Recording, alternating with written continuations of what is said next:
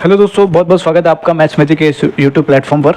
और आज हम लोग स्टार्ट करने जा रहे हैं क्वाड्रेटिक इक्वेशन, जिसे हम लोग हिंदी में कहते हैं द्विघात समीकरण। चलिए, आपको पता ही है कि हमने कॉम्प्लेक्स नंबर को तो कंप्लीट कर ही लिया है और उसका एक वन शॉट वीडियो भी मैंने डाल दिया है ताकि सारे वीडियो एक साथ आप देख पाएँ। और थोड़ी सी अच्छी प्रैक्टिस करनी है आपको और क्वेश्चंस की प्रैक्टिस ज़्यादा करनी है, कॉन्सेप्ट्स को बार बार देखना है, तब जाके वो चीज़ें याद रहेंगी। टेलीग्राम चैनल का लिंक मैंने डिस्क्रिप्शन में डाल दिया है, आप उसे ज्वाइन कर लें।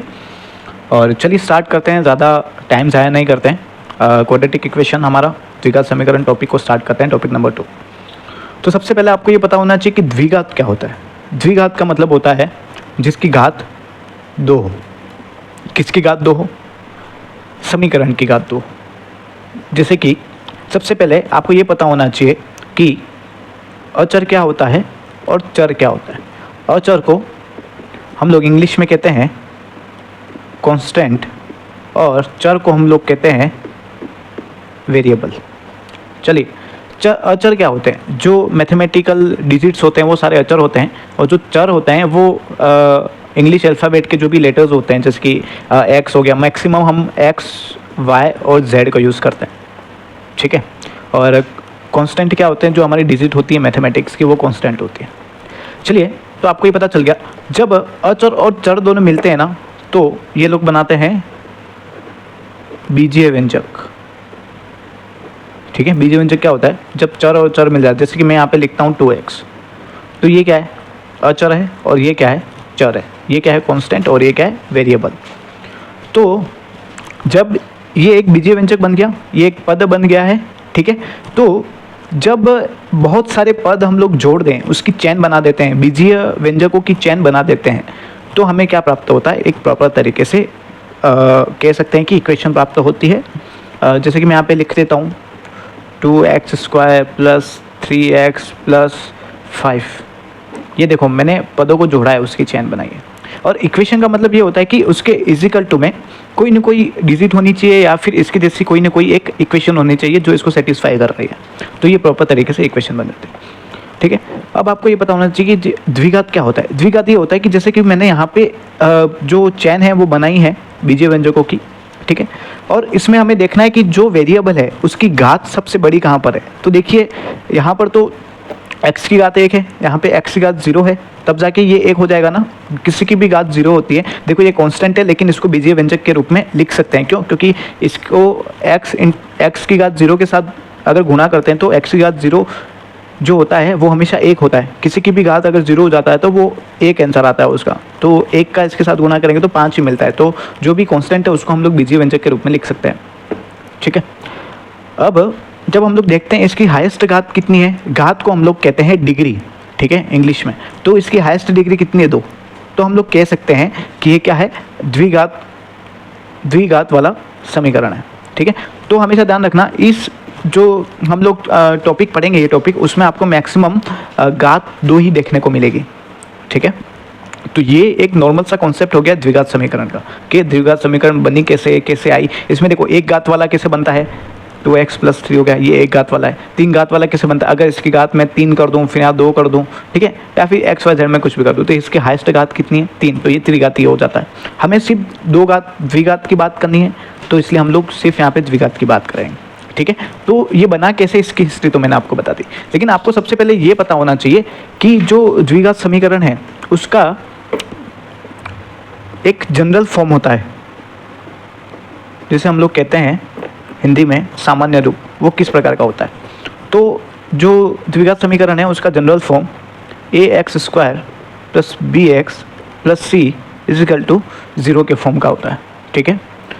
और जब, चलिए, ये आपको पता चल गया कि जनरल फॉर्म द्विघात समीकरण का ये होता है, पर आपको ये भी पता होना चाहिए कि इन इक्वेशंस को सॉल्व कैसे किया जाता है। आपके दिमाग में ये क्वेश्चन आया होगा।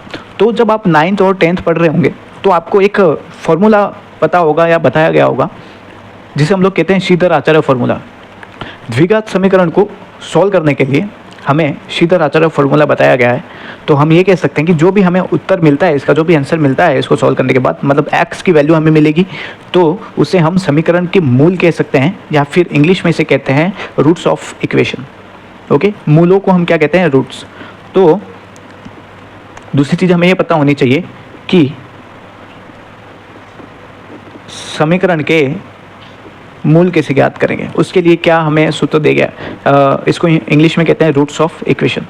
ठीक है, तो x की वैल्यू ज्ञात करने के लिए हमें फॉर्मूला दिया गया है, श्रीधर-आचार्य फॉर्मूला मैं यहाँ लिख रहा हूँ, -b plus minus root b square minus 4ac upon 2a। तो ये क्या हो गया, जनरली हमारा एक मूलों का जो भी निकालने के लिए फॉर्मूला है, बेसिक फॉर्मूला, उसकी बात हो गई। और ये फॉर्मूला हम लोग 9-10 से पढ़ते हुए आ रहे हैं, इसलिए इसको डिस्क्राइब करने की ज़रूरत नहीं है। चलिए, ये फॉर्मूला तो हमें पता चल गया, लेकिन आपको ये पता होना चाहिए कि द्विघात समीकरण में हमें हमेशा 2 मूल प्राप्त होंगे। क्यों? जितनी भी हाईएस्ट घात होती है हमें उतने मूल प्राप्त होते हैं। ये एक चीज़ है जिसको आपको ध्यान में रखना होगा, जितनी भी हाईएस्ट घात मिलेगी ना, उतने मूल आपको इसमें मिलेंगे। ठीक है, तो द्विघात समीकरण में हमें मिनिमम 2 मूल तो मिलेंगे इससे। ठीक है, जब ये चीज़ आ गई, बच्चों ने ये चीज़ें पढ़ ली, फिर एग्जामिनर ने क्या किया कि पिछले कुछ एग्ज़ाम में एक क्वेश्चन देखा गया, उस क्वेश्चन को देख के थोड़ा सा डिफ़िकल्टी महसूस होने लगी। वो क्वेश्चंस मैं आपको बताता हूँ वो क्वेश्चन क्या था। क्वेश्चन इस तरीके का था कि द्विघात समीकरण ax² minus bx minus c is equal to 0 के मूल हैं। ठीक है, ये उन्होंने क्वेश्चन दे दिया और उन्होंने जो ऑप्शन दिए वो ऑप्शन क्या दिए, देखिए। ऑप्शन नंबर ए उन्होंने दिया -b plus minus root b square minus 4ac upon 2a। Option number B उन्होंने दिया -b plus minus root b square plus 4ac upon 2a। Option number C उन्होंने दिया b plus minus root b square minus 4ac upon 2a। और option number D उन्होंने दिया b plus minus root b square plus 4ac upon 2a। जब हम लोग इसे solve करें, जब क्वेश्चन आया ये एग्ज़ाम में, तो मैक्सिमम बच्चे ए को देख के टिक करके आ गए, क्योंकि उन्हें जनरल फॉर्म के बारे में इंफॉर्मेशन नहीं थी। जनरल फॉर्म हमारी क्या कह रही है और हम लोग क्या कह रहे हैं। ठीक है, उन्होंने क्वेश्चन किस तरीके से पूछा है वो देखिए। देखो, क्वेश्चंस इन्हीं कॉन्सेप्ट्स में से निकल के आएंगे, आपको इन कॉन्सेप्ट्स को थोड़ा सा सही तरीके से पढ़ना है। ठीक है, आपको ये पता होना चाहिए, जैसे कि बहुत सारे बच्चे ए को टिक करके आ गए, वो चीज़ नहीं होनी चाहिए। ठीक है, जैसे कि ये जो कोई इक्वेशन दे रखी है ax² minus bx minus c is equal to 0, इस इक्वेशन को क्या करना है, इस इक्वेशन को ax² plus bx plus c is equal to 0 के फॉर्म में लेके आना है। जब इसको इसकी जनरल फॉर्म में लेके आएंगे, उसके बाद हम लोग इस सूत्र में इसका मान रख देंगे, तो हमारा क्या आ जाएगा, आंसर आ जाएगा। किस तरीके से आएगा देखिए, जब इसको इस फॉर्म में डालने की कोशिश करते हैं तो हमें क्या मिला है, ax², तो ax² की तरह ही है, यहाँ पे प्लस दे रखा है, तो मैं चलिए यहाँ पे प्लस लिख देता हूँ, लेकिन ये माइनस का b है और फिर x, फिर प्लस माइनस का c इज इक्वल टू 0। हमें प्रॉपर तरीके से इक्वेशन ये दे रखी है। तो हम ये बताइए, यहाँ पे हमें a क्या मिला है, a ही मिला है, यहाँ पे b हमें क्या मिल रहा है, माइनस का b मिल रहा है, और c हमें क्या मिल रहा है, माइनस का c मिल रहा है। चलिए, ये चीज़ तो आपको समझ में आ गई। अब हमारे पास सूत्र क्या है, -b plus minus root b square minus 4ac upon 2a। अब जो a b c के मान इसमें रख देते हैं, तो चलिए -b, माइनस तो माइनस रहेगा, b की जगह मुझे माइनस का b लिखना है, तो मैं यहाँ पे लिख रहा हूँ माइनस का b। ठीक है, plus root b square, b की जगह माइनस का b लिखना है, माइनस का b का स्क्वायर माइनस 4, a की जगह मुझे a ही लिखना है और c की जगह मुझे माइनस का c लिखना है। चलिए, और हम 2a की जगह मुझे a ही लिखना है। जब हम लोग इसे सॉल्व करते हैं तो हमें क्या मिलता है, देखिए, जब इसे सॉल्व करते हैं तो हमें क्या मिला, माइनस माइनस क्या हो गया, प्लस का b हो गया, राइट। फिर प्लस माइनस है, यहाँ पे प्लस माइनस मैंने यहाँ कर दिया, रूट में ये माइनस का b स्क्वायर क्या मिल जाएगा, मुझे प्लस का b स्क्वायर मिल जाएगा। ये माइनस माइनस, माइनस का 4 और माइनस का c जब गुणा करेंगे तो हमें प्लस का मिल जाएगा, तो हम कह सकते हैं प्लस 4ac और 2a नीचे। तो ये हमारा क्या आ गया, आंसर। देखो, कॉन्सेप्ट वही है, सिर्फ एग्जामिनर ने क्वेश्चन को थोड़ा सा अपने दिमाग से हटाने की कोशिश करी, तो वो चीज़ अपन को थोड़ा सा ध्यान रखना है। ये हमारा आंसर है, हमने किस तरीके से निकाला वो आपको पता होना चाहिए। तो हमारा ऑप्शन नंबर जो डी है वो क्या है, करेक्ट आंसर है। चलिए आगे बढ़ते हैं, ये आपको पता चल गया। फिर जैसे जैसे आगे बढ़े तो क्या हुआ, एक क्वेश्चन और दिखाई दिया कुछ एग्जाम्स में। वो क्वेश्चन इस प्रकार का था कि द्विघात समीकरण ax² plus bx plus c is equal to 0 के मूल हैं। अब आप कहेंगे सर इतना इजी क्वेश्चन कहाँ से आ गया? जब आप इसके ऑप्शन देखेंगे ना तब आपको पता चलेगा ये इजी है या फिर कुछ, देखो दिखने में इजी लगेगा। जब आपको क्वेश्चन इजी लगता है ना तो आप 2 बार और सोचिए, क्वेश्चन को गौर से देखिए कि एग्जामिनर ने आपके साथ कोई चाल तो नहीं चली है। ठीक है, तो इनमें ऑप्शन ए इन्होंने दे दिया -b plus minus root b² plus 4ac upon 2a। Option number B उन्होंने दिया 2a upon -b plus minus root b² minus 4ac। ठीक है, ऑप्शन नंबर सी उन्होंने दे दिया b plus minus root b² minus 4ac upon 2a। और option number D उन्होंने दे दिया 2c upon -b plus minus root b² minus 4ac। देखिए आधे बच्चे ने क्या करा, ये जैसे देखा कि हाँ ये जनरल फॉर्म है, जनरल फॉर्म के बारे में उनको आइडिया था तो उन्होंने क्या करा, ये -b देख के ही आगे यहाँ पे माइनस है या फिर प्लस है वही नहीं देखा और डायरेक्ट 80 करके आ गए। तो एग्जाम्स में जल्दबाजी होती है ना वो चीज़ अपन को नहीं करनी है, तो इसका थोड़ा सा खास का ध्यान रखना है। अब देखिए इस क्वेश्चन को सॉल्व करेंगे किस तरीके से करें। देखो आपको ये पता चल गया कि ये तो आंसर नहीं है, ठीक है, ये भी हमारा आंसर नहीं है क्योंकि हमारा सोचा तो -b plus minus root b² minus 4ac upon 2a होता है, लेकिन यहाँ पे माइनस की कमी है और यहाँ पे प्लस दे रखा, वही दोनों नहीं हो सकता। इन दोनों में से कोई एक हो सकता है, लेकिन ये दोनों उल्टे कैसे हो गए? तो एग्जामिनर आपसे ये चाह रहा है कि आपको कुछ स्पेशल नॉलेज होना चाहिए इस क्वेश्चन को सॉल्व करने के लिए। एग्जामिनर देखो 150 क्वेश्चन आपको दिए जाएंगे और आपका सिलेबस बहुत लेंथी है। एग्जामिनर ये चाहता है कि 3 से 4 टॉपिक को एक साथ निकाल के एक क्वेश्चन में पुट कर दें। अब एग्जामिनर यहाँ पे आपसे रेशनलाइजेशन की इंफॉर्मेशन मांग रहा है कि आपको ये चीज़ आती है या नहीं। जब आप ये जो समीकरण है इसके मूलों की बात करते हैं तो वो होता है -b plus minus root b² minus 4ac upon 2a। जो एग्जामिनर है वो चाह रहा है कि आप यहाँ से रूट की संख्या को हटाओ, इसको रेशनलाइजेशन करो और इस सूत्र को आगे सोल्व करो।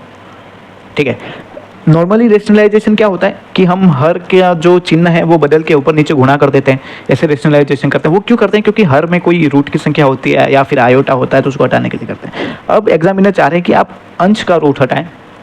ठीक है, तो अब अंश को लेके हमें क्या करना है? परिमेयकरण करना है। तो मैं यहाँ पर माइनस का भी, ये प्लस माइनस है उसको ऊपर नीचे कर देता हूँ, minus plus root b² minus 4ac अपन minus plus root b² minus 4ac। इसका मैंने क्या कर दिया? गुना कर दिया। जब आप इन दोनों को देखेंगे तो आपको एक चीज़ दिखेगी, a plus b a minus b is equal to a² minus b²। इस फॉर्मूले को अपन यहाँ पे यूज़ करेंगे। कैसे यूज़ करेंगे वो देखो। आपको ये पता है ये दोनों बीच में सिंबल है, इसको हमने उल्टे करें, मतलब यहाँ पे अगर प्लस होगा तो यहाँ पे माइनस होगा। ठीक है, यहाँ पे अगर माइनस होगा तो यहाँ पे प्लस होगा। इसको ऊपर नीचे करने की प्रक्रिया इस तरीके से होती है। देखिए माइनस का b हम a मान लें तो a हमारा सेम है, और b ये मान लें, ये वाली डिजिट पूरी मान लें तो सेम है, तो हम लोग इस फॉर्मूले को यूज़ कर सकते हैं। तो a क्या दे रखा? माइनस का b का स्क्वायर, और सूत्रों में माइनस दे रखा है, और b का स्क्वायर क्या दे रखा है? रूट b² माइनस 4ac का स्क्वायर। ठीक है, ये हमको ऊपर जो दे रखा है इस सूत्र को, फॉर्मूले को यूज़ करके हम आगे बढ़ाएंगे। तो जब हम इसे सॉल्व करेंगे हमें क्या मिलेगा? b का स्क्वायर माइनस, यहाँ पे रूट हट जाएगा, b² माइनस 4ac, ये क्या है? प्रॉपर तरीके से हमारे पास कोष्टक में आएगा। और नीचे जब हम इसका गुणा करेंगे तो हमें क्या मिल गया? देखिए 2a minus b plus minus root b² minus 4ac। ठीक है, जब हम आगे देखते हैं इस माइनस का गुणा इन दोनों संख्या में करते हैं तो हमें क्या मिल जाएगा? b² माइनस का b² और प्लस का 4ac upon 2a minus b plus minus root b² minus 4ac। अब ये b² से तो b² कट गए, माइनस हो गए। ठीक है, ये देखो a से a कट गया, 2 से 4 कट गए, 2 बच गए, क्योंकि देखो ये तो पूरा हट जाएगा, 0 होगा, सिर्फ ऊपर यही लगा है और ये गुणे में है तो ये काट सकते हम। तो हमें प्रॉपर तरीके से मिला क्या? 2c upon minus b plus minus root b² minus 4ac। तो रेशनलाइजेशन करके हमें ये आंसर मिला। तो यहाँ पे हमारे पास ऑप्शन कौन सा है? 2c, ये रहा 2c ऊपर, तो यही हमारा आंसर है। तो इस प्रकार से एग्जामिनर ने चालें चली हैं कुछ पिछले एग्जाम्स में। तो आपको सिर्फ अपने कॉन्सेप्ट पे भरोसा करना है। क्वेश्चंस तो देखो हर टाइप के क्वेश्चंस कराना बहुत मुश्किल है, क्योंकि मैथ्स में ऐसा है कि अगर मैंने ये चीज़ बताई है तो इससे एग्जामिनर लाखों क्वेश्चन बना सकता है। मैं सिर्फ आपको गाइड कर सकता हूँ कि आपको चौकन्ना रहना है और किस तरीके से आगे बढ़ना है। ठीक है, चलिए आगे कुछ नए कॉन्सेप्ट्स की बात करते हैं। तो चलिए, तो अब आपको ये पता होना चाहिए कि द्विघात समीकरण के जो रूट्स हैं, मतलब कि जो उनके मूल हैं, वो किस तरीके से किस पर डिपेंड करते हैं, और उसके आप देख के पता लगाएं कि उसके मूल कैसे होंगे, समान होंगे, या फिर दो मूल होंगे ना तो वो दोनों मूल समान होंगे या फिर असमान होंगे, वो दोनों मूल परिमेय होंगे या फिर अपरिमेय होंगे, या फिर कह सकते हैं कि मूल जो है वो काल्पनिक होंगे या फिर वास्तविक होंगे, किस तरीके से मूल होंगे, इसकी जान पहचान करना थोड़ा सा ज़रूरी हो जाता है। चलिए, तो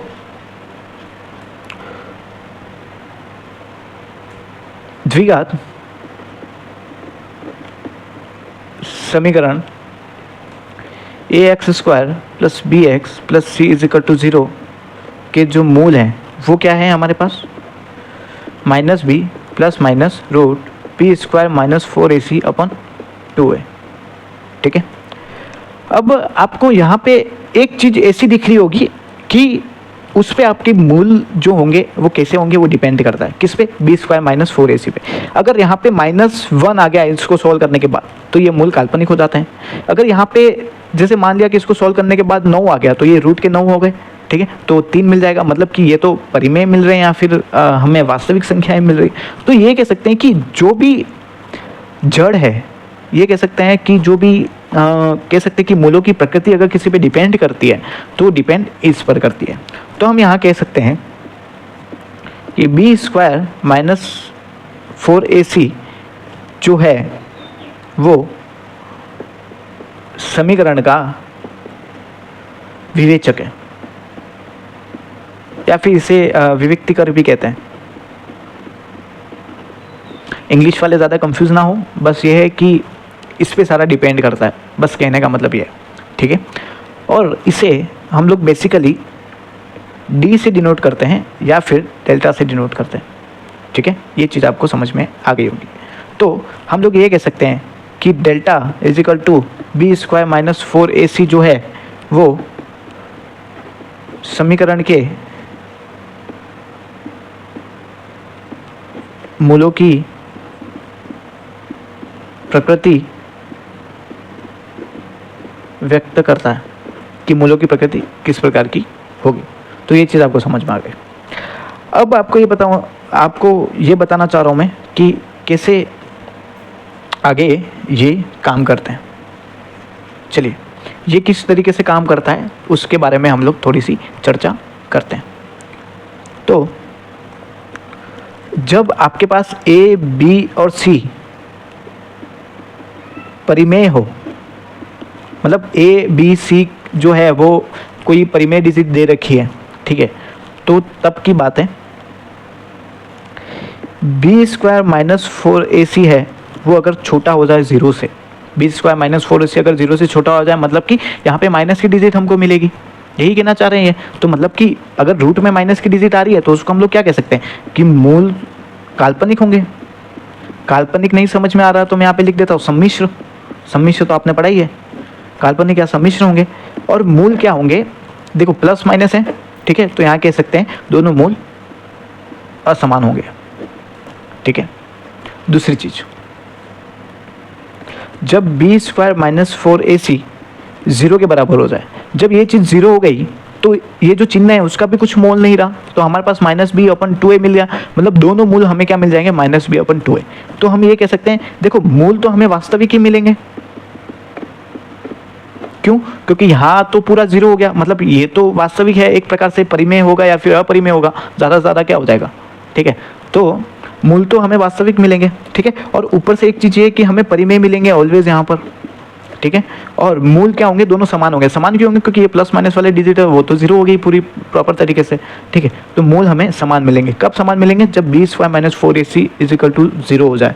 ठीक है, तीसरी चीज, जब b² - 4ac बड़ा हो जीरो से, अगर जीरो से देखो ये जीरो से बड़ा है तो ये क्या हो सकता है, देखिए या तो यहाँ पे ऐसी संख्या आ सकती है जिसका रूट निकल जाए, या तो यहाँ पे ऐसी संख्या आ सकती है जहाँ पे रूट इसका ना निकले।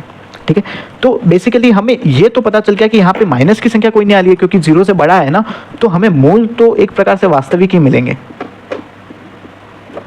ठीक है, और मूल क्या मिलेंगे, हमें असमान मिलेंगे क्योंकि वहाँ पे जीरो नहीं है ना, तो प्लस माइनस एक बार प्लस लेके सोल्व करेंगे, एक बार माइनस लेके सोल्व करेंगे। ठीक है, और यहाँ पे दो कंडीशन इसकी ये रही कि अगर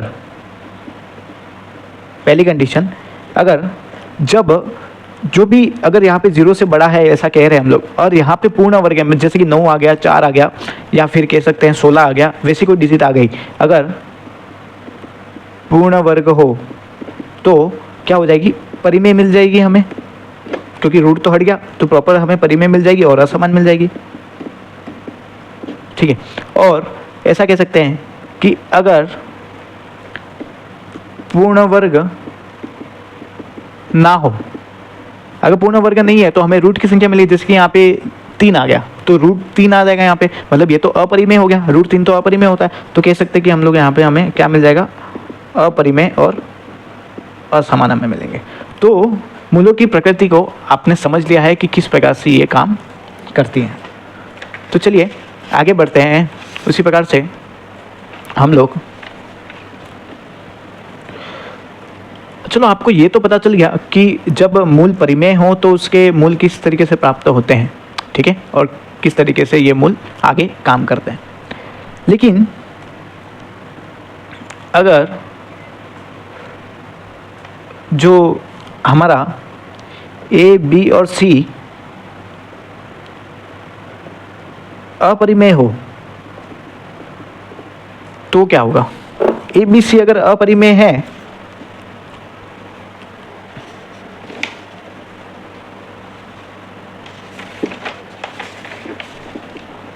ए, बी, सी अगर अपरिमेय है तो हम इसे डायरेक्ट सॉल्व कर सकते हैं। कैसे, जैसे कि मैं आपको एक क्वेश्चन सॉल्व करके बताता हूँ। जब ए, बी, सी में कोई भी अपरिमेय दे रखा है ना, तो उसको किस तरीके से सॉल्व करना है देखिए। जैसे कि मैं एक क्वेश्चन ले रहा हूँ, जैसे कि x² plus 3 minus root 2x minus 3 root 2 is equal to 0। इसको कैसे सॉल्व करें, देखो जब ऐसा दे रखा है ना द्विघात समीकरण में, तो इसको डायरेक्ट सॉल्व करो। देखिए x² 3 का गुणा इसके साथ करो, 3x minus root 2x minus 3 root 2 is equal to 0 हो गया। यहाँ से x को कॉमन ले लो तो हमें क्या मिल रहा है, x प्लस 3, और यहाँ पे माइनस का रूट 2 को कॉमन ले लो तो हमें यहाँ पे क्या मिलेगा, x, ये माइनस बाहर निकाल दिया तो क्या मिल जाएगा प्लस, और प्लस का 3 हमें यहाँ पे मिल गया। तो हमें आगे क्या मिल जाएगा, x माइनस रूट 2 को कॉमन ले लिया तो हमें x प्लस 3 यहाँ पे मिल गया और इज इक्वल टू 0 हो गया। सॉरी, x प्लस 3 यहाँ पे कॉमन निकलेगा तो हमें ये मिलेगा। ठीक है, तो आपको ये पता चल गया कि कैसे क्या है। जब हम लोग इसको लेके सॉल्व करते हैं तो x minus root 2 is equal to 0 करते हैं तो x बराबर हमें रूट 2 प्राप्त होता है, और जब इसे लेके सॉल्व करते हैं x plus 3 is equal to 0 तो x बराबर हमें माइनस का 3 प्राप्त होता है। तो इस प्रकार से इनके मूलों को हम लोग निकाल सकते हैं। ठीक है, चलिए ये तो आपको पता चल गया अपरिमेय हो तब कैसे होता है। अभी मैं आपको एक चीज़ दिखाऊं, यहाँ पे एक चीज़ हम लोग और कर सकते हैं। क्वेश्चन लिख रहा हूँ मैं, अब मैं आयोटा वाला कुछ आपको बता देता हूँ ताकि आपको नॉलेज में रहेगा कि आयोटा वाली संख्या आ जाएगी तो क्या करना है। क्वेश्चन है x² plus 2 minus iota x minus 2 iota is equal to 0। ठीक है, कह सकता है कि इसके गुणनखंड निकालिए या फिर इसको सॉल्व करिए। ठीक है, x की वैल्यू निकालिए, कुछ भी बता सकता है। तो के गुणनखंड बताइए। ठीक है, तो चलिए जब हम इसे सॉल्व करते हैं तो हमें इसको भी नॉर्मल तरीके से सॉल्व करना है। देखिए x² 2 का x के साथ 2x, आयोटा का x के साथ minus iota x minus 2 iota is equal to 0 हो गया। यहाँ से x को कॉमन ले लो तो हमें क्या मिल जाएगा, x प्लस 2 हमें मिल गया, और यहाँ पे माइनस का आयोटा कॉमन ले लो तो हमें यहाँ पे प्लस का x और प्लस का 2 मिल जाए इज इक्वल टू 0 हो गया। जब हम लोग आगे सॉल्व करते हैं x प्लस 2 को हम लोग कॉमन लेते हैं तो हमें बाद में मिल जाएगा x minus iota is equal to 0। जब हम इसे सॉल्व करते हैं तो x plus 2 is equal to 0, x बराबर माइनस का 2 हमें मिलता है, और जब इसे सोल्व करते हैं तो x minus iota is equal to 0, x बराबर आयोटा हमें प्राप्त होता है। तो अपरिमेय संख्या या फिर काल्पनिक संख्या हो तो हमें इस तरीके से दोनों क्वेश्चंस को, देखो इन दोनों क्वेश्चंस में कोई फ़र्क नहीं है, ठीक है, दिखने में फ़र्क है, सॉल्व करने में कुछ भी इसमें फ़र्क नहीं लग रहा है, ठीक है। तो चलिए आगे बढ़ते हैं।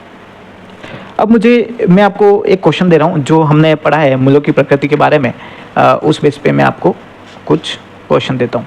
चलिए, क्वेश्चन ये है कि द्विघात समीकरण 3x square minus 5x plus 4 is equal to 0 के मूलों की प्रकृति क्या होगी। चलिए इसे सोल्व करते हैं। देखो, मूलों की प्रकृति ज्ञात करने के लिए आपको सबसे पहले यहाँ पे ये देखो, सबसे पहले ये निकाल लो कि a क्या है, हमारे पास 3 दे रखा है, b क्या दे रखा है, माइनस का 5 दे रखा है, और c क्या दे रखा है, 4 दे रखा है, ठीक है। और आपको मूलों की प्रकृति ज्ञात करने के लिए delta is equal to b square minus 4ac का मान निकालना होगा और देखना होगा कि इसका मान 0 से छोटा है, बड़ा है या फिर बराबर है, ठीक है। तो b क्या है हमारे पास, माइनस का 5 है, तो यहाँ पे लिख सकते हैं माइनस का 5 का स्क्वायर माइनस 4 का 4, a की जगह 3 लिख दिया और c की जगह 4 लिख दिया। जब हम लोग इसे सॉल्व करते हैं तो हमें 25 माइनस 4 16 एंड 48 हमें प्राप्त हुआ, और यहाँ पे हम लोग से लिख सकते हैं माइनस का 23। तो हम लोग ये कह सकते हैं, अतः b स्क्वायर माइनस 4ac जो है वो 0 से छोटा है, माइनस की डिजिट है ना, तो 0 से छोटा है। अगर 0 से छोटा है तो हम लोग ये कह सकते हैं कि जो मूल होंगे वो काल्पनिक होंगे, ठीक है, या फिर सम्मिश्र होंगे, ठीक है। या फिर इसे इन दोनों को मिला के हम लोग ये भी कह सकते हैं कि मूल जो है वो अधिकल्पित होंगे। क्या होंगे? अधिकल्पित, ठीक है, क्योंकि एक बार एग्जामिनर ने अधिकल्पित लिख के दिया था, ठीक है, तो थोड़ा सा ध्यान में रखना है। और एक चीज़ ध्यान रखना, अधिकल्पित को इंग्लिश में उसने सेम जो काल्पनिक को क्या कहते हैं, इमेजिनरी, उसी तरीके से उसने लिख के दिया था, तब जाके पता चला कि अधिकल्पित भी इसे कहा जाता है, ठीक है। चलिए आगे बढ़ते हैं, एक क्वेश्चन और करते हैं, कुछ अच्छे क्वेश्चंस को लेके चलते हैं आगे। क्वेश्चन ये है कि समीकरण b minus c x square plus c minus a x plus a minus b is equal to 0 के मूल क्या होंगे, ठीक है। जब हम लोग इसे सोल्व करते हैं, अब देखो, अब अगर आप ये करने बैठ गए, बी स्क्वायर माइनस सी स्क्वायर कोष्टक खोलेंगे, फिर देखेंगे कि एक्स कॉमन क्या आ रहा है, कैसे आ रहा है, अगर ऐसे करने लग गए ना तो ये क्वेश्चन सॉल्व करने में आपकी पूरी ज़िंदगी निकलेगी। ज़िंदगी तो नहीं, लेकिन 3 घंटे जो पेपर के हैं वो तो निकल ही जाएंगे, ठीक है। तो जब भी ए बी सी में कुछ भी दे रखा हो, मैं आपको ट्रिक बता रहा हूँ, ऐसे क्वेश्चंस को हम लोग ट्रिक से ही सॉल्व करेंगे, हम मेथड में जाएंगे ही नहीं। क्यों? उसका रीज़न मैं आपको बताऊंगा।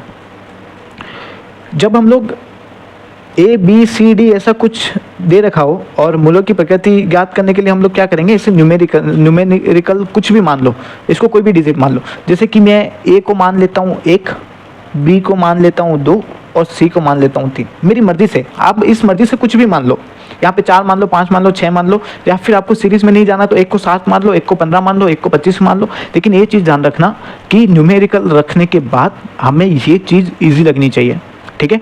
तो इतनी छोटी से छोटी डिजिट रखना तो आपको ये चीज़ ईजी लग जाए। एक चीज़ ध्यान रखना, द्विघात समीकरण की यही खासियत है कि अगर यहाँ पर ए बी सी का कुछ भी चीज़ आए और उसे कुछ भी मान लो तो वो कभी चेंज नहीं होता है। आपको पता चलेगा कैसे, देखो सॉल्व करने के बाद ही आपको समझ में आएगा कि किस तरीके के मैं बात कर रहा हूँ। चलिए, ए की जगह मैं 1 लिख दूंगा इस इक्वेशन में, 2 की जगह बी की जगह 2 लिख दूंगा और सी की जगह 3 लिख दूंगा। तो जब मैं इसे लिखता हूँ ना, तो देखो, देखिए बी की जगह मैं यहाँ पे लिख रहा हूँ 2, सी की जगह लिख रहा हूँ 3 एक्स स्क्वायर, सी की जगह लिख रहा हूँ 3, ए की जगह लिख रहा हूँ 1 एक्स, ए की जगह लिख रहा हूँ 1, बी की जगह लिख रहा हूँ 2 इज इक्वल टू 0। जब इसे सॉल्व करता हूँ मुझे क्या, माइनस का 1, तो ये माइनस का एक्स स्क्वायर, यहाँ पे प्लस का 2x और यहाँ पे मुझे माइनस का 1 इज इक्वल टू 0, ये मुझे मिल गया, ठीक है। अब इसके मूल क्या होंगे, मतलब कि क्वेश्चन ये कह रहा है कि इसके मूल किस तरीके से होंगे, वास्तविक होंगे, काल्पनिक होंगे, हमें ये चीज़ ध्यान रखनी। तो हमें क्या निकालना है, b square minus 4ac। B square minus 4ac 0 से बड़ा है, 0 के बराबर है या फिर क्या। यहाँ पे हमें a दे रखा है -1, b दे रखा है 2 और c दे रखा है -1। जब हम लोग इसे पुट करते हैं तो हमें क्या मिलता है, देखिए 2 का स्क्वायर -4, a हो गया -1, c हो गया -1, ठीक है। और जब हम लोग इसे सॉल्व करते हैं तो ये क्या हो गया, हमारे पास 4 हो गया और ये माइनस माइनस प्लस हो गया और एक प्लस का 1 और -4 का -4 इसे कर दो। देखो यहाँ पे 0 आ रहा है। एक चीज़ यहाँ पे आप नोट करके लिखो कि एक बार सॉल्व करने पर 0 आ जाए तो हमेशा एक बार नई डिजिट लेके वापस सॉल्व करेंगे। मैंने क्या लिखा है यहाँ पे देखिए, ये क्यों लिखा है ना, उसका रीज़न है। जब भी इसको सॉल्व करने के बाद आपको 0 प्राप्त हो ना, तो एक बार डिजिट चेंज करके आप ज़रूर देख लें। अगर डिजिट एक बार कोई भी अलग डिजिट रख के आपको 0 वापस मिलता है ना, तो आप मान लो कि इसके मूल समान होंगे और वास्तविक होंगे। अगर डिजिट चेंज करने के बाद अगर आपको कोई और चीज़ मिलती है तो वही उसका आंसर होगा। देखिए कैसे। अब मैं यहाँ पे a बराबर 1 मान लेता हूँ, b बराबर 3 मान लेता हूँ और c बराबर 4 मान लेता हूँ। ठीक है, मैंने अपने मन से कुछ भी मान लिया। तो चलिए इसे सॉल्व करते हैं। b माइनस c, b की जगह मैंने 3, c की -4 लिखा है, एक्स स्क्वायर, c 4 है और माइनस का a है x plus a minus b, 1 minus 3 equal to 0। जब इसे सॉल्व करते हैं, माइनस का x square plus 3x minus का 3 इक्वल टू 0। यहाँ पे हमें a मिल गया है -1, b मिल गया है 3 और c मिल गया -3। जब हम इसे सॉल्व करेंगे हमें क्या मिल रहा है, minus b square minus 4ac, sorry सूत्र याद आ गया मेरे को, ठीक है, इसको थोड़ा सा हटा दिया है। अब हम इसे बी स्क्वायर माइनस 4ac में रखेंगे और देखेंगे कि क्या आता है इसका आंसर। b की जगह 3 लिखना है, 3 का स्क्वायर 4, a की जगह -1 लिखना है और c की जगह -3 लिखना है। जब हम इसे सॉल्व करते हैं, 3 का स्क्वायर 9, ठीक है, ये माइनस माइनस क्या हो जाएगा, प्लस हो जाएगा। तो 4 × 3 हमें यहाँ पे मिल गया, ये 12, ये हमें मिल गया, क्या मिल गया, देखिए हमें क्या मिल रहा है। हम थोड़ी सी गलती कर रहे हैं यहाँ पर, ये 1 - 3 जो है वो -2 हमें मिलेगा, ये -2 हमें मिलेगा, ठीक है, ये -2 हमें मिलेगा, ठीक है, c की जगह -2 कर देना, ठीक है, और ये +2, देखो ये -2 और -1 +2 हो गया, ठीक है, और हमें यहाँ पे क्या मिल जाएगा, 4 4 दूनी 8, ठीक है। तो हम लोग कह सकते हैं हमें 1 प्राप्त हुआ और 1 जो है वो 0 से बड़ा है। तो हम लोगों को अब यहाँ पे कम्प्लीटली ये मान लेना है कि अब इसका आंसर यही होगा। मतलब मैं कह सकता हूँ कि बी स्क्वायर माइनस 4ac का मान हमेशा 0 से बड़ा होगा। अब जब एक बार 0 आ गया ना, तो मैं एक बार वापस सॉल्व करूँगा कि मैं कहीं चकमा तो नहीं खा रहा हूँ, ठीक है, ये देखना है। और जब ये चीज़ आ जाती है तो हमें ये चीज़ पता है कि हमें क्या मिलेंगे, मूल। देखो एक जो है, अगर रूट में 1 लिखता हूँ तो मैं इसे 1 भी लिख सकता हूँ, तो ये क्या है, एक पूर्ण वर्ग है। तो ये कह सकता हूँ कि जो हमारे मूल हैं वो परिमेय मिलेंगे, पूर्ण वर्ग है इस कारण, और वास्तविक मिलेंगे, ठीक है, और हमें असमान भी मिलेंगे, ठीक है, क्योंकि प्लस माइनस को हम लोग यूज़ कर सकते हैं इसमें। तो ये चीज़ आपको समझ में आ गई होगी कि कैसे मैंने सोल्व किया। ऐसे 2-4 क्वेश्चन और सोल्व करते हैं तो आपको और भी समझ में आएगा। चलिए थोड़ा आगे बढ़ते हैं, आप चीज़ें उतारें और अच्छे से करें तो आपको समझ में आएगा। चलिए ऐसे कुछ क्वेश्चन और करते हैं, जैसे कि क्वेश्चन इस प्रकार का है कि द्विघात समीकरण a b minus c x square plus b c minus a x plus c a minus b is equal to 0 के मूलों की प्रकृति क्या होगी। ठीक है, इसे सॉल्व करने के लिए हम क्या करेंगे, a को 1 मानेंगे, b को 2 मानेंगे और c को 3 मानेंगे। ठीक है, देखो ये क्या है ना, एकदम ईजीएस्ट वे। ठीक है, सोल्व कर, मूलों की प्रकृति ज्ञात करनी है ना, तो इसी तरीके से ज्ञात करनी है आपको, ए बी सी दे रखी है तो। ठीक है, तो चलिए पुट कर देते हैं, ए की जगह 1, बी माइनस सी डायरेक्ट करता हूँ, माइनस का 1 एक्स स्क्वायर प्लस बी क्या दे रखा है 2, सी माइनस ए मतलब कि मुझे 2 मिलेगा एक्स, प्लस सी क्या दे रखा है 3, और ए माइनस बी करूँगा तो मुझे माइनस का 1 इजिकल टू 0 मिलेगा। ठीक है, जब इसे सॉल्व करूँगा तो मुझे माइनस का x square plus 4x minus 3 is equal to 0 प्राप्त हो रहा है। अब यहाँ पे मैं ये कह सकता हूँ कि मुझे यहाँ पर a बराबर माइनस का 1, b बराबर 4 और c बराबर माइनस का 3 मिल रहा है। ठीक है, मैं ऐसा कह सकता हूँ, बिल्कुल कह सकता हूँ, क्यों नहीं कह सकता हूँ। ठीक है, जब मैं ऐसा कह सकता हूँ तो आगे देखिए, अब मुझे मूलों की प्रकृति ज्ञात करनी है तो मुझे डेल्टा का मान निकालना है। डेल्टा का मान होता है बी स्क्वायर माइनस 4ac। ठीक है, b की जगह मैं यहाँ पे 4 लिखूँगा, 4 का स्क्वायर 4, a की जगह माइनस का 1 और c की जगह माइनस का 3। यहाँ पे मैं लिख सकता हूँ 4 का स्क्वायर क्या होगा हमारे पास 16 हो जाएगा, माइनस का 4 प्लस का 3 यहाँ पे मुझे मिल जाएगा, ये माइनस और माइनस प्लस हो जाएंगे। ठीक है, जब 16 माइनस 12 इजिकल टू मुझे 4 पता है, और 4 जो होता है वो 0 से बड़ा होता है।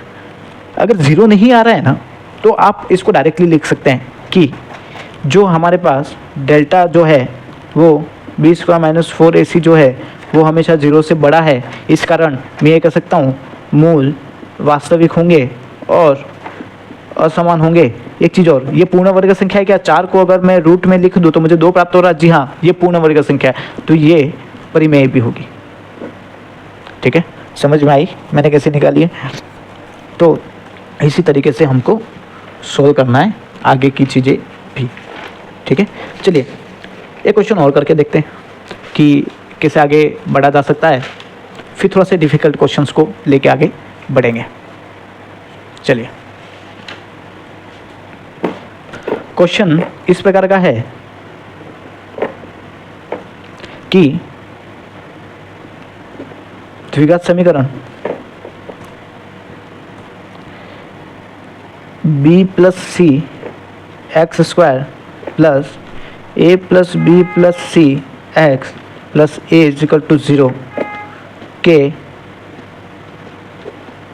मूलों की प्रकृति क्या होगी। ठीक है, चलिए हम इसे सॉल्व करते हैं और देखते हैं कि इसे किस तरीके से सॉल्व किया जा सकता है।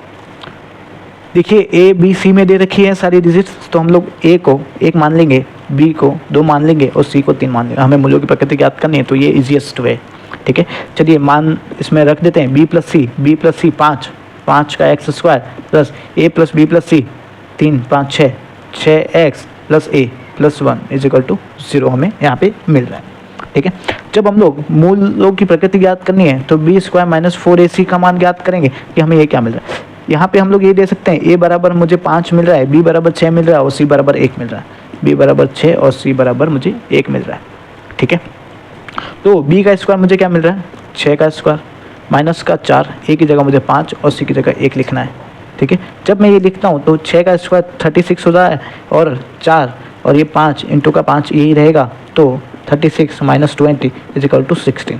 तो 16 को मैं लिख सकता हूँ कि ये 0 से बड़ा है, बिल्कुल बड़ा है। तो मैं ये कह सकता हूँ कि 16 जो है वो 0 से बड़ा है इस कारण, और 16 जो है वो पूर्ण वर्ग संख्या है, क्योंकि 16 को रूट में लिखेंगे तो हमें 4 प्राप्त होगा। ठीक है, अतः मूल जो होंगे वो एक तो वास्तविक होंगे, ठीक है, परिमेय भी होंगे क्योंकि पूर्ण वर्ग संख्या है, और असमान होंगे। एक बार प्लस लेके सोल्व करेंगे शीतराचार्य फॉर्मूला में, एक बार माइनस लेके सोल्व करेंगे, तो इस प्रकार हमें मूलों की प्रकृति यहाँ पर प्राप्त होती है। चलिए थोड़ा आगे बढ़ते हैं और एक क्वेश्चन और सॉल्व करने की कोशिश करते हैं। ये थोड़ा सा आपको डिफ़िकल्टी लेवल तक लेके जाएगा क्वेश्चन। ठीक है, देखिए क्वेश्चंस ऐसे ही आते हैं, ज़्यादा कहते हैं कि ज़्यादा आपको मटेरियल पढ़ने की ज़रूरत नहीं है, आपको सिर्फ कॉन्सेप्ट को अच्छे से समझना है और आपको मैक्सिमम क्वेश्चन क्या करना है ना कि ऑप्शन से ही सॉल्व करने की कोशिश करनी है, ज़्यादा दिमाग लगाने की कोशिश नहीं करनी है। ठीक है, और हम लोग यही ट्राई करेंगे कि ऑप्शन से सारी चीज़ें सॉल्व हो जाए या फिर मान पुट करके। देखो द्विघात समीकरण एक ऐसी कह सकते हैं कि एक ऐसी चीज़ है ना जो आपको फ्री के मार्क्स दे के जाएगी, ठीक है, क्योंकि इसमें मान ही डालना है, मान डाल दोगे आपका आंसर आ ही जाएगा कहीं ना कहीं से, ठीक है। तो चलिए नेक्स्ट क्वेश्चन देखते हैं कि द्विघात समीकरण x minus a into x minus b plus x minus b x minus c plus x minus c और x minus a is equal to 0 के मूलों की प्रकृति क्या होगी या फिर कैसी होगी, ठीक है। चलिए सॉल्व करते हैं।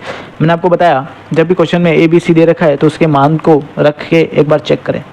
ए बराबर 1 लिख देता हूँ, बी बराबर 2 लिख देता हूँ, सी बराबर 3 लिख देता हूँ, ठीक है। जब हम इसे क्वेश्चन में पुट करेंगे इस क्वेश्चन में तो x minus 1 x minus 2 plus x minus 2 x minus 3 plus x minus 3, सी की जगह मैंने 3 लिखा है और ए की जगह मैं 1 लिखूंगा इज इक्वल टू 0।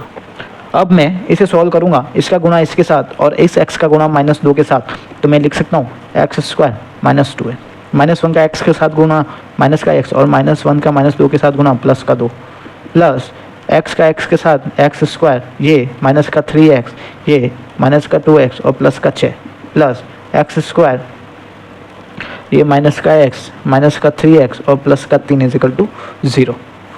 जब हम इसे सॉल्व करेंगे एक्स स्क्वायर मुझे क्या मिल गया, यहाँ नीचे आप हमेशा मार्क करते रहिए ताकि आपको पता चलेगा कौन कौन सी डिजिट हो चुकी है, ठीक है।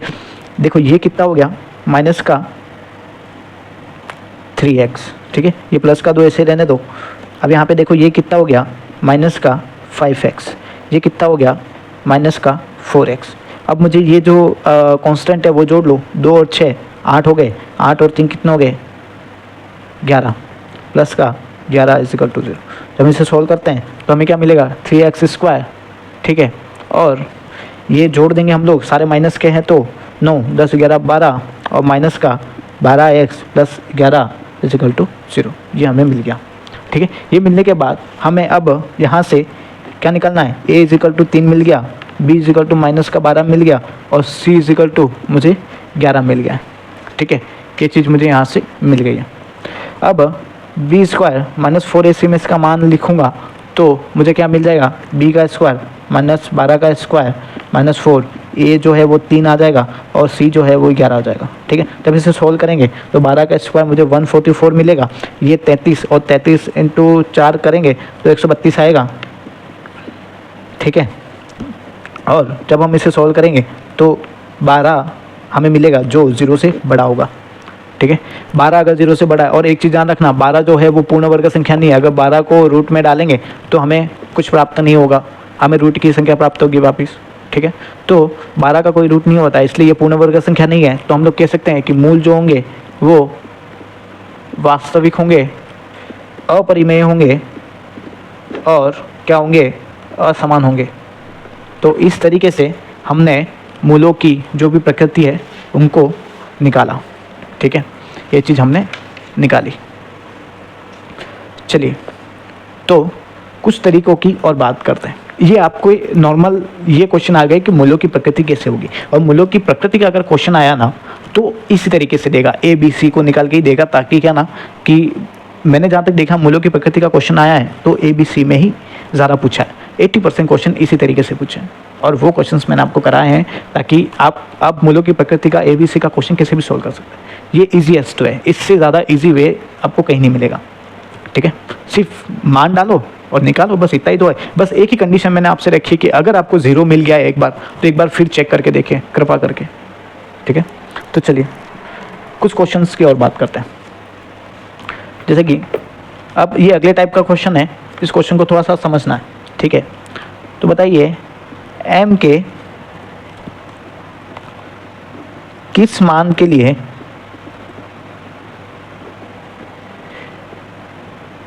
द्विघात समीकरण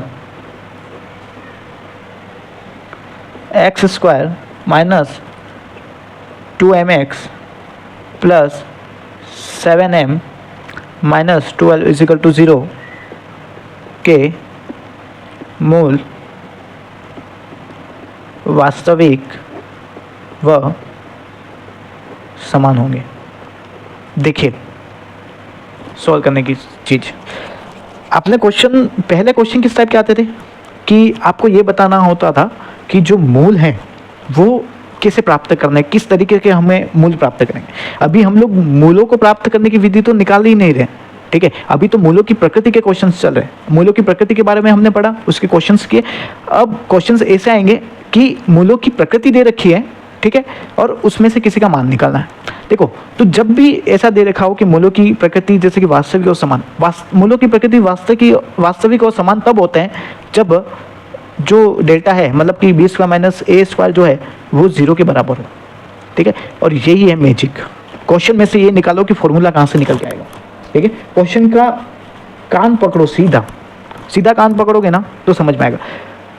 और अधिकतर बच्चे क्या करते हैं ना, यहाँ से यहाँ तक पढ़ते हैं और फिर पता चल जाएगा कि यार नहीं हो रहा क्वेश्चन। नहीं, क्वेश्चन का लॉजिक यहाँ दे रखा है, ठीक है। तो यहाँ तक क्वेश्चन भले ना आए, पूरा पढ़ना एक बार ज़रूर है, क्या पता दिमाग की बत्ती ओपन हो जाए, ठीक है। यहाँ पे जैसे हम लोग देखेंगे तो हम लोग ये कह सकते हैं बी स्क्वायर माइनस 4ac 0 के बराबर होगा, तो मूल जो होंगे वो वास्तविक और समान होंगे। तो चलिए, तो हमारे पास इक्वेशन दे रखी है, इक्वेशन हमारे पास क्या दे रखी है, x square minus 2mx plus 7m minus 12 is equal to 0। अब मुझे बताइए यहाँ पे a मुझे क्या दे रखा है, 1 दे रखा है, b मुझे क्या दे रखा है, जो x के साथ होगा वो हमारा b होगा, ठीक है। b हमारा x के साथ क्या दे रखा है, माइनस का 2m दे रखा है।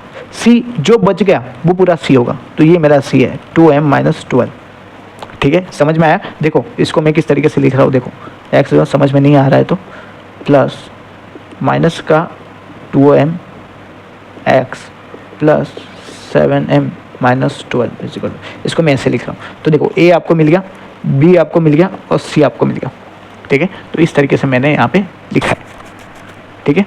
चलिए आगे बढ़ते हैं।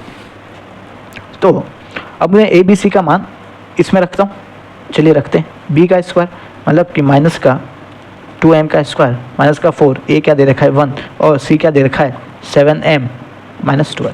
जब हम इसे सॉल्व करते हैं तो 2 का देखो माइनस का स्क्वायर तो प्लस हो जाएगा, ठीक है, 2 का स्क्वायर 4 हो जाएगा, m का स्क्वायर m स्क्वायर, माइनस का माइनस हो गया, ठीक है। अब देखो माइनस के 4 का गुणा अगर प्लस के 7m के साथ करूँ तो मुझे क्या मिलेगा, माइनस का 28, हम डायरेक्ट कोष्टक भी बोलो, माइनस के 4 का गुणा माइनस के 12 के साथ करूँगा तो मुझे प्लस का 48 प्राप्त होगा। सही है, ठीक है, बिल्कुल सही है, जी हाँ बिल्कुल सही है, कोई इशू नहीं। अब मैं इजिकल टू 0 यहाँ लिख सकता हूँ, बिल्कुल लिख सकता हूँ जी। अब मुझे बताइए इसको मैं कैसे सॉल्व करूँ आगे। देखो आपके पास 2 ऑप्शन होते हैं इसको सॉल्व करने के, कैसे वो मैं आपको बताता हूँ। सबसे पहले एक काम करो, यहाँ से देखो 4 कॉमन आ रहा है ना, 4 को कॉमन ले लो बाहर, m स्क्वायर माइनस यहाँ पे आपको क्या मिल जाएगा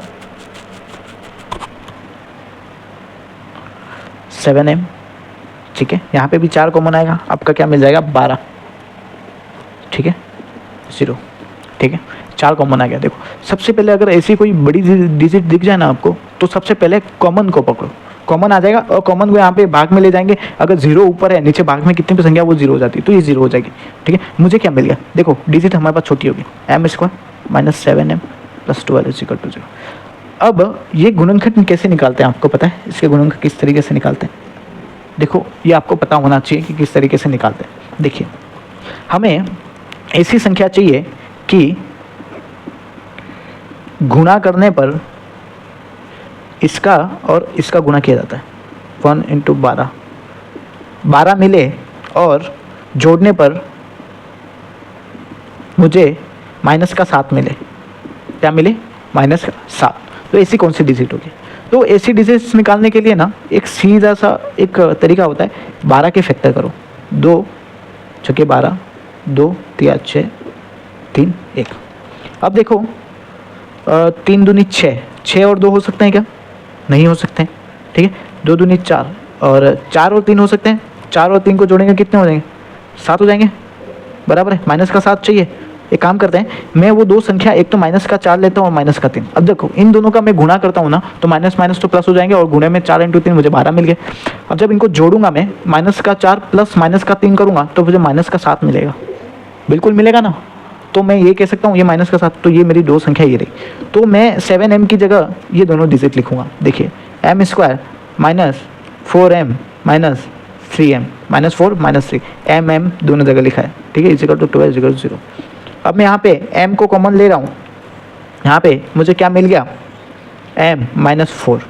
यहाँ पे मैं माइनस का 3 कॉमन लेता हूँ तो मुझे यहाँ क्या मिल गया m - 4 इजिकल टू 0। m -4 को मैं कॉमन ले रहा हूँ तो मुझे क्या मिल गया m -3 इजिकल टू 0। जब आगे चलते हैं, जब मैं m -4 इजिकल टू 0 लेके सॉल्व करता हूँ तो m का मान मुझे 4 मिलता है, और जब m -3 इजिकल टू 0 लेके सॉल्व करता हूँ तो मुझे m का मान 3 मिलता है। तो मैं यहाँ कह सकता हूँ कि m का मान या तो 4 हो सकता है या तो 3 हो सकता है। अगर ऑप्शन दिए होंगे आपको तो या तो 4 दिया होगा या तो 3 दिया होगा, या फिर ये एक ऑप्शन में आपको ये दिया सकता है कि 4 और 3 दोनों, ठीक है। कभी भी ये दोनों अलग अलग ऑप्शन में नहीं देगा, ठीक है। तो इसी तरह ये क्वेश्चन हमने किया, किस तरीके से किया आप देख ले। हमने क्या किया है, यहाँ पर हमें पता है कि मूल वास्तविक और समान है, तो मूल और वास्तविक और समान किस तरीके के होते हैं, b² - 4ac अगर 0 के बराबर हो तो हमारा जो विविक्त है वो 0 के बराबर है, तो ये मूल वास्तविक और समान होते हैं। तो इसको हमने सूत्र बना लिया, और ये जो हमें इक्वेशन दे रखी है उसमें ABC का निकाल के इसमें पुट कर दिया। इसमें पुट करने के बाद इसे सोल्व किया, हमें एक द्विघात समीकरण प्राप्त हुई। द्विघात समीकरण को सोल्व करने का तरीका, इन दोनों संख्या को, इसका जो गुणांक है वो और ये जो लास्ट में अचर है उन दोनों को गुणा करके देखेंगे कि गुणे के लिए हमें इतना चाहिए और जोड़ने के लिए हमें -7। और जब हम इसके फैक्टर्स करते हैं तो कोई भी 2 डिजिट 3 डिजिट लेके हमें चेक करना है। बहुत सारी चीज़ें बन सकती है इसमें, बहुत सारे जोड़े बन सकते हैं।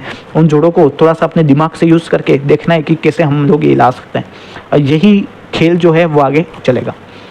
आगे हमने संख्या निकाली -4 और -3, और फिर उसे यहाँ पे पुट कर दी और कॉमन निकाल के हमने देख लिया कि m का मान 4 और 3 आ रहा है, ठीक है।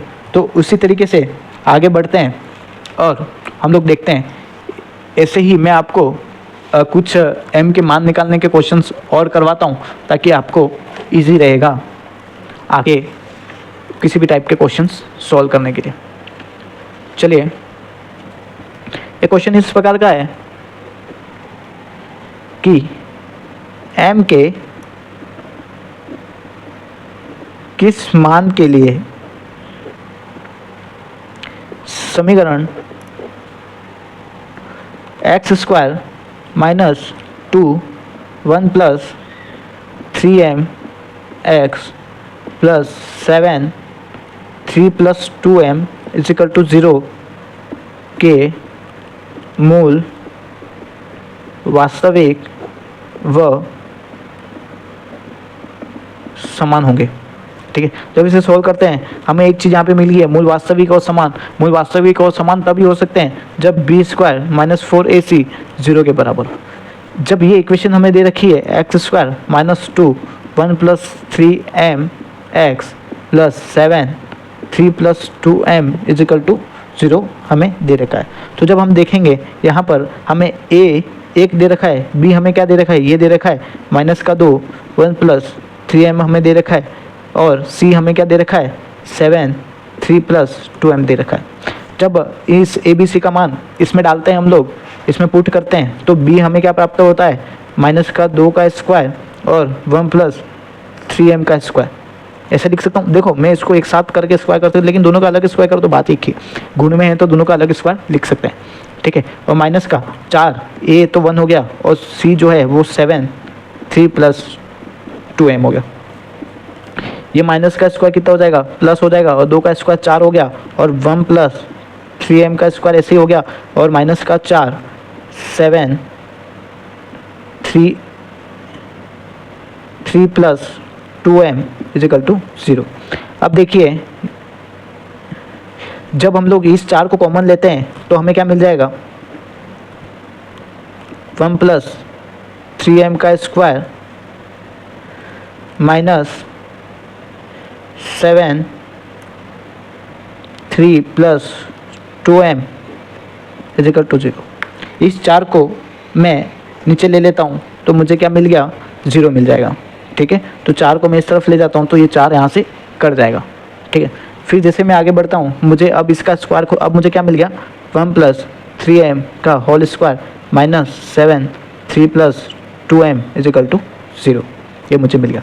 अब इसको a प्लस बी का होल स्क्वायर से खोलता हूँ मैं, तो मुझे क्या मिल गया, 1 का square 1 plus 2ab 2a 2 into 1 कितना हो गया, 2 हो गया, b और 3 इंटू 2 6 6m प्लस b का स्क्वायर 3m का स्क्वायर क्या हो गया, 9m स्क्वायर।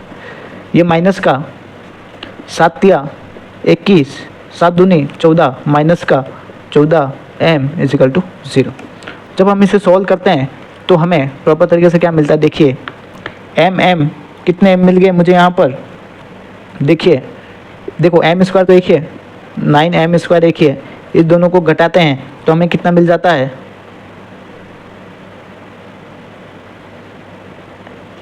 ये हो गया, ठीक है, ये माइनस का हो गया, ये माइनस का 14 हो गया, माइनस का 21m हो गया, ठीक है।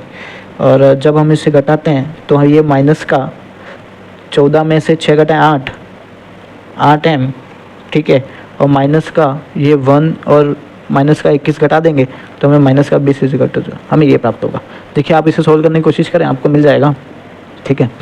जब हम लोग ये देखेंगे तो हमको ये पता चलेगा कि ऐसी कौन सी डिजिट्स हैं जिनको लेके हमें काम करना है। देखिए यहाँ पे हम लोग क्या कॉमन ले सकते हैं, बताइए, कुछ कॉमन ले सकते हैं क्या? देखिए यहाँ पे हम लोग कुछ भी कॉमन नहीं ले पा रहे, ठीक है। तो हमें गुणा करने पे क्या मिलना चाहिए, देखिए गुणा करने पे हमें 9 इंटू 20 हो गया, 9 18 माइनस के 180 मिलना चाहिए, और तो हमें डिजिट क्या मिल रही है, माइनस का 18 और माइनस का 10, सॉरी प्लस का 10। तो इसे सॉल्व करते हैं, 9m square minus 18m plus 10m minus 20 is equal to 0।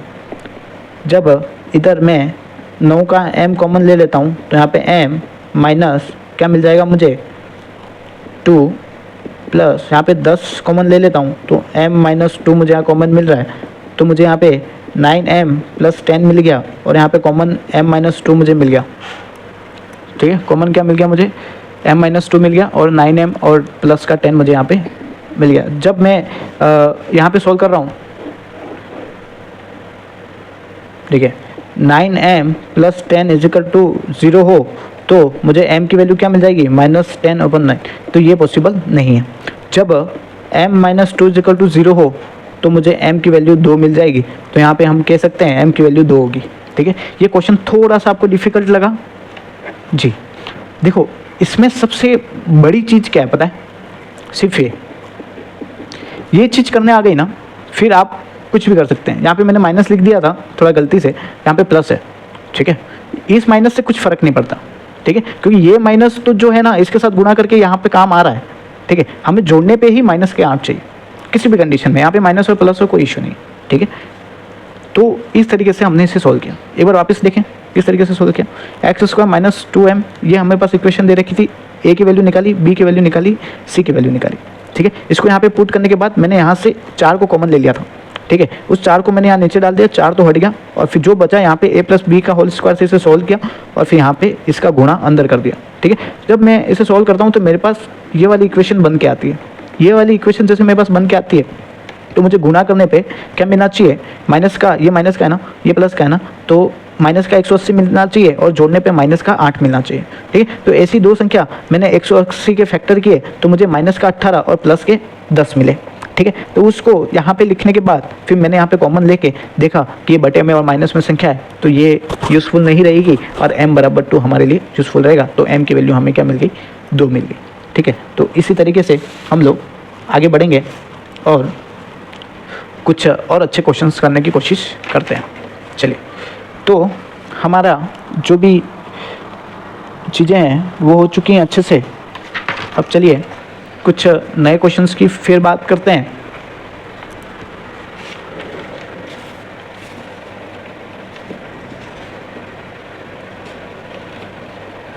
चलिए, क्वेश्चन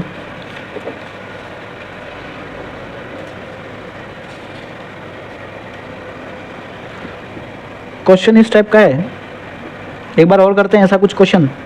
m के किस मान के लिए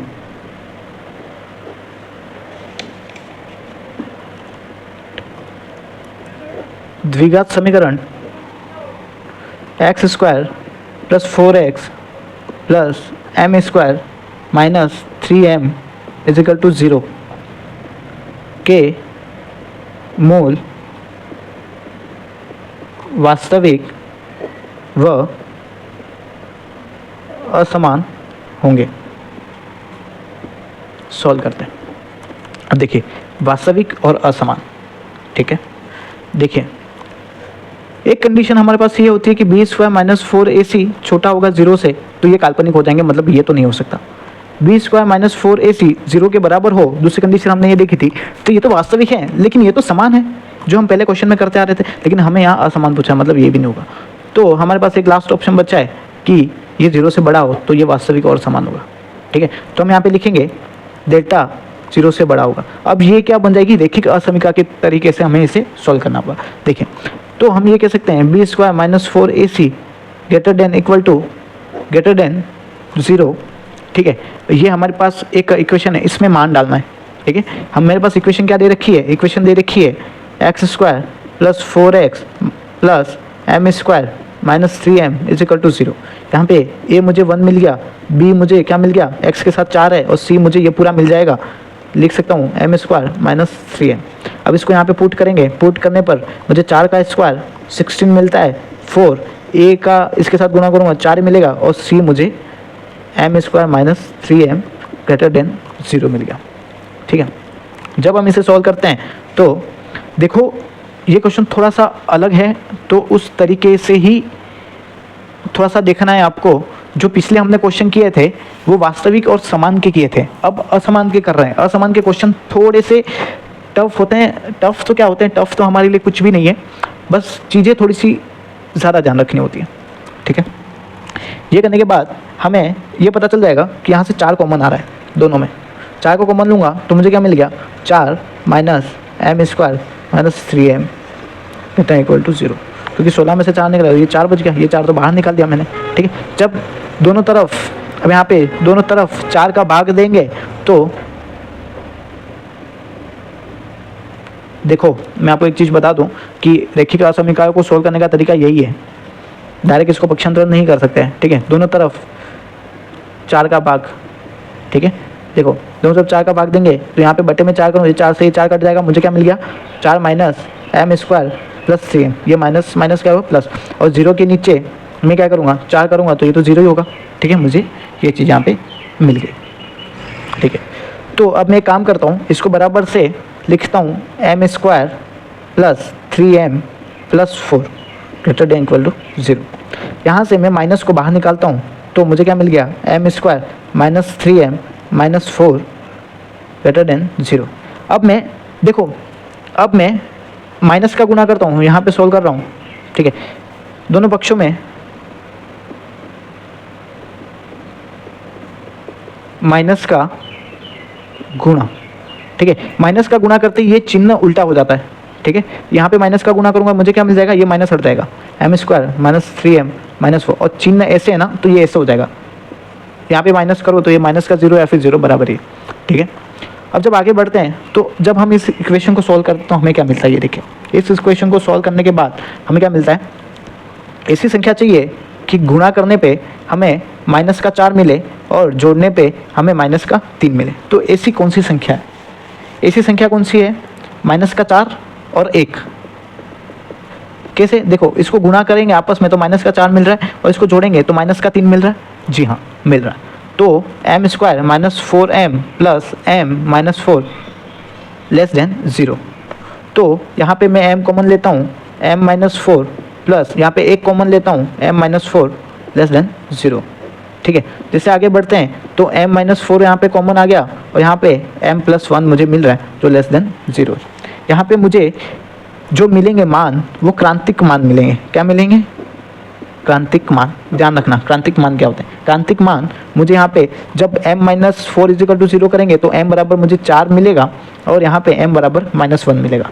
ठीक है, अब ऐसा है कि क्रांतिक मानों का ऐसा रहता है कि हम यहाँ पे संख्या रेखा बनाते हैं।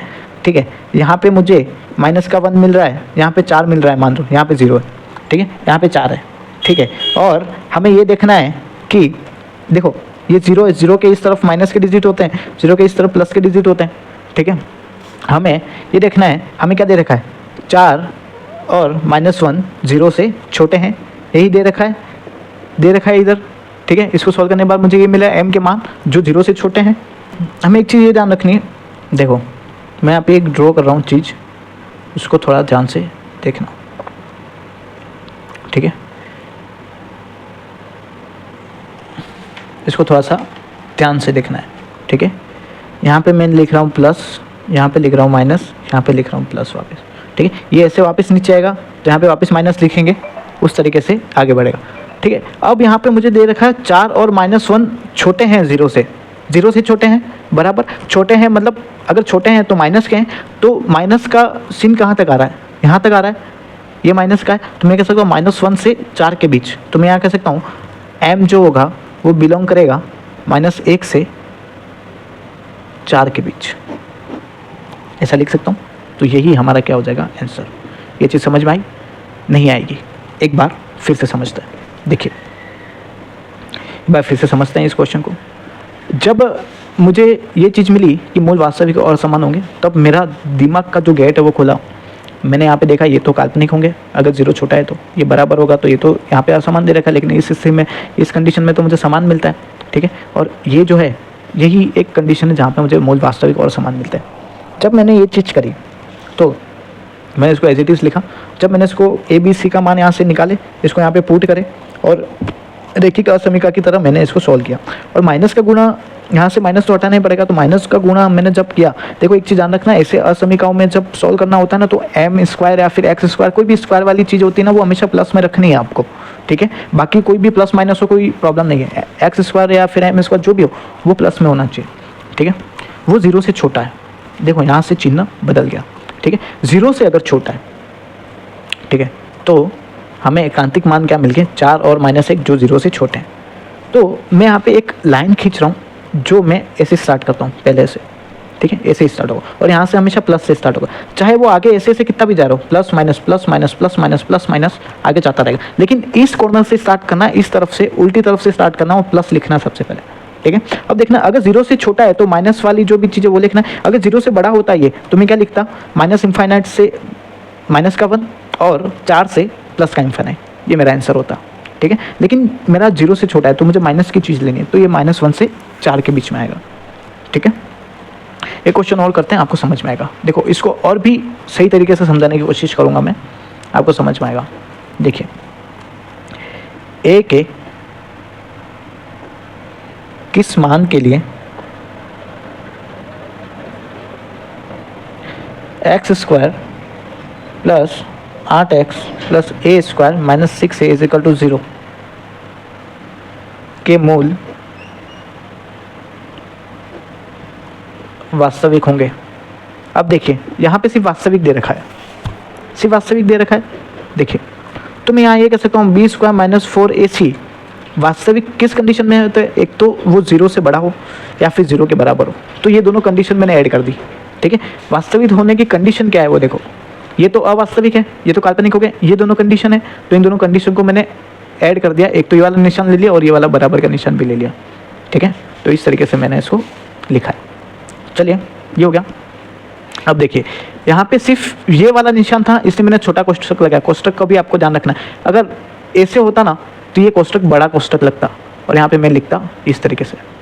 ठीक है, ये चिन्हों के बारे में भी आपको थोड़ा सा बताना पड़ेगा मुझे, लेकिन इससे पहले मैं आपको क्वेश्चंस को और सॉल्व करके बताता हूँ और चिन्हों को थोड़ा सा और डिस्क्राइब करना पड़ेगा, इसके लिए थोड़ा सा समय चाहिए हमें। देखिए हम यहाँ पे एक काम करते हैं, हमें यहाँ पे इक्वेशन क्या दे रखी है, x² plus 8x plus a² - 6a = 0। यहाँ पे मुझे a क्या मिल रहा है, 1 मिल रहा है, b क्या मिल रहा है, 8 मिल रहा है और c मुझे मिल रहा है ए स्क्वायर माइनस 6 है, ठीक है। और जब मूल वास्तविक हो तो हमें ये चीज़ यूज़ करनी है, इसमें पुट करें। चलिए बी क्या देगा 8, 8 का स्क्वायर कितना हो गया 64 माइनस 4 तो ये हो गया। ए क्या दे रखा है 1 दे रखा है, और सी क्या दे रखा है ए स्क्वायर माइनस 6a जो बड़ा है और बराबर में है 0 के, ठीक है। 4 को मैं कॉमन लेता हूँ, ठीक है, तो मुझे यहाँ पे मिल जाएगा 16 माइनस 4 को कॉमन ले ही लेता हूँ 16 माइनस ए स्क्वायर और ये माइनस यहाँ पे प्लस का 6a greater than equal to 0 हो गया।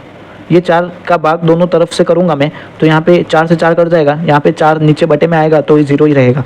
तो मैं यहाँ लिख सकता हूँ 16 minus a square plus 6a greater than equal to 0 है। अब जब मैं इसे देखता हूँ ना तो मुझे क्या मिलता है, देखो माइनस का ए स्क्वायर लाइन से जमाना है इसको, plus 6a plus 16 greater than equal to 0, ठीक है। जब मैं माइनस का गुणा दोनों ओर करना पड़ेगा, माइनस को मैं कॉमन लेता हूँ सबसे पहले तो, ठीक है, माइनस को कॉमन ले लिया, ए स्क्वायर माइनस 6a माइनस 16 जो ग्रेटर देन इक्वल टू 0 होगा, ठीक है। माइनस का गुणा अगर दोनों तरफ करता हूँ तो मेरा क्या चिन्ह बदल जाएगा, और देखो चिन्ह ऐसे हो गया मेरा, ठीक है। माइनस का गुणा दोनों तरफ करूँगा ना तो चिन्ह मेरा बदल जाएगा, चिन्ह मेरा बदल गया। अब यहाँ पे मुझे ए की वैल्यू क्या मिल रही है वो देखना है। अब इस इक्वेशन को सॉल्व करना है तो मुझे ये पता होता है गुणे के लिए मुझे गुणा करने पर मुझे क्या मिलना चाहिए माइनस का 16 और जोड़ने पर मुझे क्या मिलना चाहिए माइनस का 6, ठीक है। ऐसी कौन सी डिजिट है, तो मैं ये कह सकता हूँ माइनस का 8 और 2, जब इसे जोड़ेंगे तो माइनस का 6 मिल जाएगा और उसका गुणा करेंगे तो माइनस का 16 मिल जाएगा, बिल्कुल। तो चलिए ए स्क्वायर माइनस 8a प्लस का 2a minus 16 less than equal to 0। A यहाँ पे कॉमन लेंगे, a माइनस 8 प्लस 2 यहाँ पे आ गया, a minus 8 less than equal to 0। फिर a माइनस 8 यहाँ पे कॉमन लेंगे तो मुझे यहाँ मिल जाएगा a plus 2 less than equal to 0, ठीक है। a माइनस 8 मुझे यहाँ पे कॉमन मिल गया, ठीक है। अब मुझे ये देखना है a की वैल्यू, मुझे यहाँ पे a minus 8 is equal to 0 करूँ तो मुझे a की वैल्यू 8 मिल रही है, ठीक है। a प्लस 2 करूँ इज इक्वल टू 0 करूँ तो वो माइनस का 2 मिल रहा है जो लेस देन इक्वल टू 0 होगा, ठीक है। जब मैं यहाँ पे नंबर लाइन ड्रॉ करता हूँ, ठीक है, यहाँ पे मुझे माइनस का 2 मिलेगा, यहाँ पे मुझे 8 मिलेगा, ठीक है। और मैं यहाँ ऊपर से ड्रॉ करता हूँ लाइन, ठीक है, यहाँ पे प्लस करूँ, यहाँ पे माइनस करूँ, यहाँ पे प्लस करूँ, ठीक है। ये कंपलसरी है, ये प्लस माइनस प्लस आपको पता चला। लेस देन है तो मुझे ये वाली चीज़ें लेनी है, और इक्वल टू का साइन है ना तो मेरा बड़ा कोष्टक आएगा। तो मैं यहाँ लिख सकता हूँ a बिलोंग्स टू -2 से 8। देखो अब मैं आपको कोष्टक का क्या रूल्स है, किस तरीके से कोष्टक काम करते हैं, वो चीज़ मैं आपको बताने जा रहा हूँ, तो वो चीज़ आपको देखनी है। देखिए कोष्टक किस तरीके से काम करते हैं, देखिए मैं 2 चीज़ें लिख रहा हूँ। एक चीज़ मैंने ये लिखी, एक चीज़ मैं लिख रहा हूँ, इस गोले को भर देता हूँ और इस गोले को भी भर देता हूँ, ठीक है। एक चीज़ मैं लिखता हूँ, इस गोले को खाली रहने देता हूँ और इस गोले को भर देता हूँ, ठीक है। और एक बार इस गोले को भर देता हूँ और इस चीज़ को खाली रहने देता हूँ। मैं कह रहा हूँ यहाँ पे 1 है, यहाँ पे 10 है, यहाँ पे 1 है, यहाँ पे 10 है, यहाँ पे 1 है, यहाँ पे 10 है, यहाँ पे 1 है, यहाँ पे 10 है, ठीक है। मुझे यहाँ पे ये चीज़ बतानी है, मैं यहाँ पे ये कह रहा हूँ कि जो मेरा x है, मतलब कि इसके बीच में जो भी संख्या है वो हमेशा 1 से बड़ी होगी और 10 से छोटी होगी, ठीक है। 1 से बड़ी, 1 नहीं, 1 से बड़ी, ठीक है। 1 नहीं होनी चाहिए और 10 नहीं होनी चाहिए, उसके बीच में कुछ भी संख्या हो सकती है, 2 3 4 5 6 7 8 9, ठीक है। इसको इंक्लूड नहीं कर रहा हूँ, इसलिए मैं इसको इस तरीके से लिखता हूँ, ऐसे कोष्टक से लिखता हूँ। इसमें 1 और 10 को शामिल नहीं किया गया। मैं जब इसे 1 और इक्वल टू x और इक्वल टू 10 लिखूं तो मैं यहाँ पे ये कह रहा हूँ या तो 1 के बराबर हो या फिर 1 से बड़ी हो, ठीक है। और यहाँ पे कह सकता हूँ या तो 10 से छोटी हो या 10 के बराबर हो। मतलब कि ये जो मैंने गोले भरे हैं, मतलब कि ये दोनों इस पूरी लाइन में, मतलब ये कह रहा है 1 और 10 के बीच में 1 और 10 को मिला के कुछ भी संख्या हो सकती है। तो यहाँ पे मैं कह सकता हूँ 1 और 10 को भी यहाँ पे मिलाया गया है, ठीक है। 1 और 10 के बीच की नहीं कह रहा हूँ, 1 भी हो सकती है, 10 भी हो सकती है और उनके बीच की भी हो सकती है, ठीक है। जब यहाँ पे 1 से बड़ा हो कोई x और 10 को मिला के 10 से छोटा हो, तो मैं एक तरफ ये कह सकता हूँ कि एक तरफ तो भाई 1 को नहीं जोड़ा गया है, ठीक है, और यहाँ पे 10 को मिलाया गया है इसमें। और यहाँ पे मैं ऐसा कह सकता हूँ कि यहाँ पे 1 को मिलाया गया है और 10 को नहीं मिलाया गया। तो इन कोष्टक का जो बेनिफिट है वो आपको आगे बहुत मिलेगा, क्योंकि आप संबंध फलन पढ़ेंगे, बहुत सारी चीज़ें पढ़ेंगे, तो ये चीज़ें काम आएगी आगे। ठीक है। तो कोष्टक का नॉलेज आपको होना चाहिए। इसमें 1 और 10 को शामिल नहीं किया गया है, लेकिन इसके बीच की जितनी भी संख्या है वो शामिल की गई है। इसमें 1 और 10 के बीच की जितनी भी संख्या है वो भी शामिल की गई है, और 1 और 10 को भी शामिल किया गया है। इसमें 1 और 10 के बीच में जितनी संख्या है वो शामिल की गई है, लेकिन 1 को शामिल नहीं किया गया है और 10 को शामिल किया गया है, ठीक है। और यहाँ पे 1 को शामिल किया गया है, 10 को शामिल नहीं किया गया है, और उसके बीच की सारी डिजिट शामिल की गई है।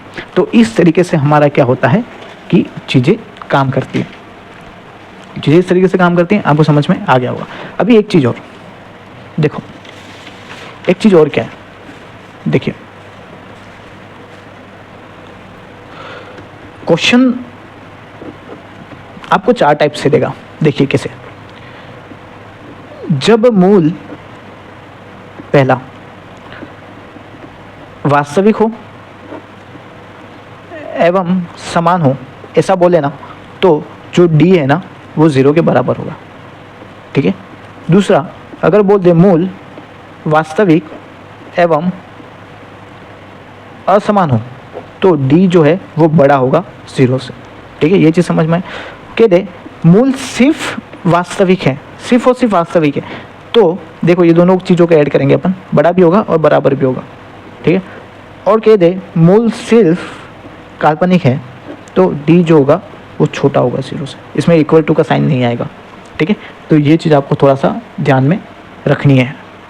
तो कुछ भी क्वेश्चन आ जाना तो आपको इस तरीके से काम करना पड़ेगा, ठीक है।